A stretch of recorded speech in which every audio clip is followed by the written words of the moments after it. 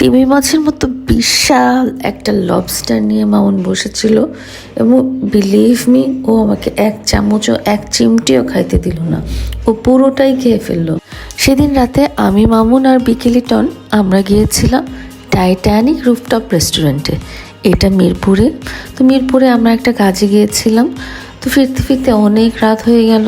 মামুন বলল তার তো অনেক খিদা লেগে গেছে, সে কিছু খাবে, কিন্তু সে খুব এক্সেপশনাল কিছু খেতে চায়। তার তো খাওয়া দাওয়া নিয়ে অনেক নখরা, আপনারা সব সময় জানেন। ও বললো আমি সাধারণ কিছু খাবো না, আমার অন্য কিছু খাইতে ইচ্ছে করে। তো অন্য কিছু ডিসকভার করার জন্যই আমরা টাইটানিক রেস্টুরেন্টে গিয়েছিলাম। এবং অন্য কিছু খাবারের নমুনা তো আপনারা এখন দেখতেই পাচ্ছেন। একে তো নাচনি বুড়ি, তারপরে ঢাকের বাড়ি। নাচতে নাচতে আমাদের ওয়েটাররা খাবার নিয়ে আসলো আমাদের জন্য, অ্যান্ড খাবার প্রেজেন্টেশনটা ছিল একেবারেই ইউনিক। গান শুনে ওদের নাচ দেখে